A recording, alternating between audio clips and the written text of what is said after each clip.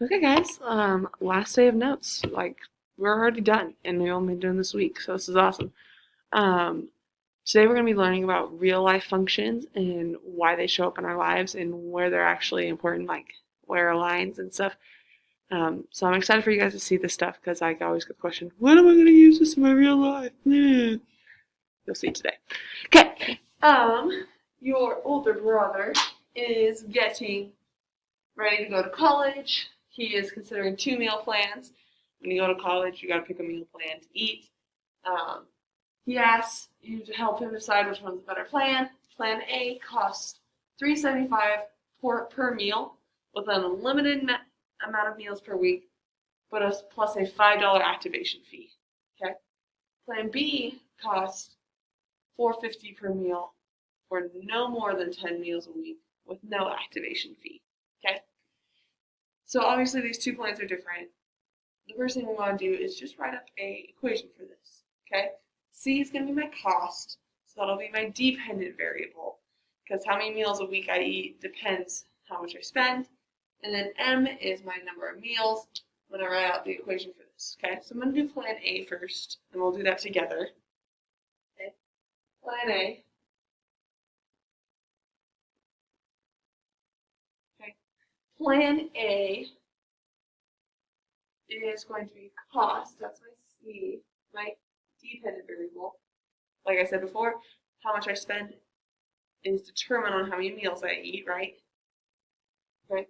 $3.75 per meal. So if I eat one meal, I'm spending $3.75. If I'm eating 2 meals, I'm spending $7.25.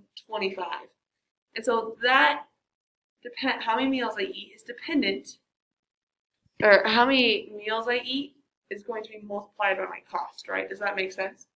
So I'm going to have $3.75 times my meals. So this one I can say like 10 meals, 8 meals, whatever, how many meals I eat this week. I know that meals is going to be multiplied by my 375. And then this also has a $5 activation fee. So plus $5 is going to be for my plan A. Now this just looks like y equals mx plus b, right? So we can determine how much money we're going to spend if we eat 3 meals, 6 meals, 9 meals, just by plugging in that meals and getting that C value. So for plan B,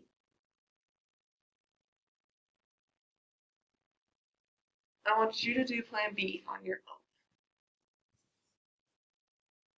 Alright, if you did it right, you should have gotten C equals 450 M.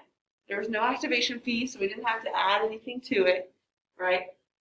This just says for every meal that I get, if I get 8 meals, I'm going to do 450 times 8, and that would be my cost. Okay? If you didn't get that, that's okay. We got some more practice here coming. But no, this is some important stuff, right? In your words, to state the independent, dependent, we already talked about that. Independent variable for this one is M, because that determines how much money I spend in my cost. Okay? Okay. I'm going to keep my plan up there so I can see it when I answer these questions. It says use different colors. We don't have to do that because I don't even have different colors. So here we go. Which meal plan should your brother choose if he plans to eat 1 meal per day for 5 days a week, and why? Okay, so this is saying that he's going to have a total of 5 meals. So to see which one he should do, we're going to plug in 5 for my meals. So for plan A, maybe if that would work. So plan A, there. And you plug in some meals. So we decided 5 meals plus 5.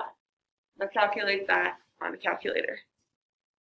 After calculating that I did 3.75 times 5 plus 5. I got the answer of $23.75. So if you ate one meal for 5 days, it's going to spend $23.75. Now let's plug it into meal B, plan B. Okay.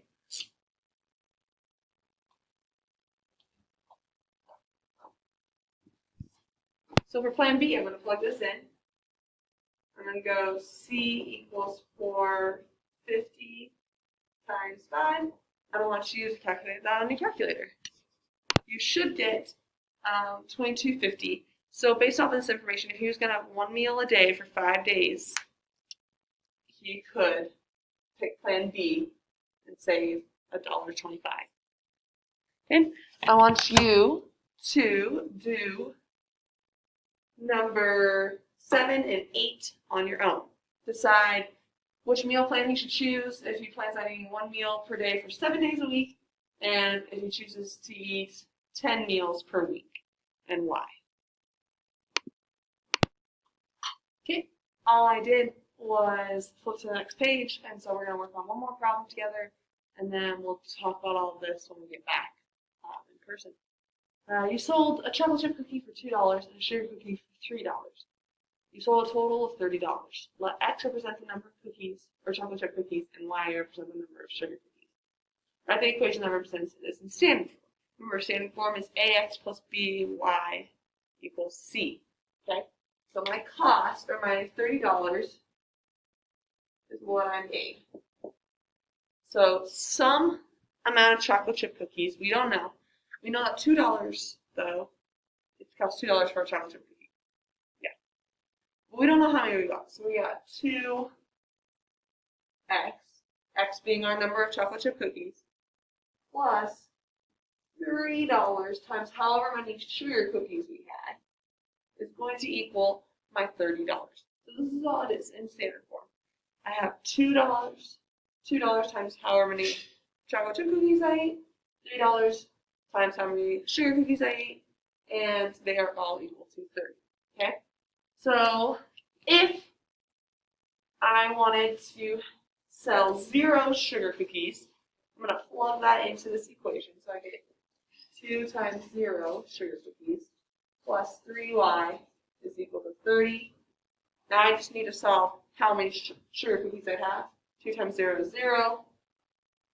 0 plus 3y is equal to 30. That just gives me 3y is equal to 30. Divided by 3, divided by 3. Y equals 10. So if we have x equal to 0, I've sold 10 sugar cookies, which makes sense, right? If I sold 0 sugar cookies, I made $0 there, or 0 chocolate chip cookies, I made $0 there. And I have to equal 30. That gives me 10 cookies.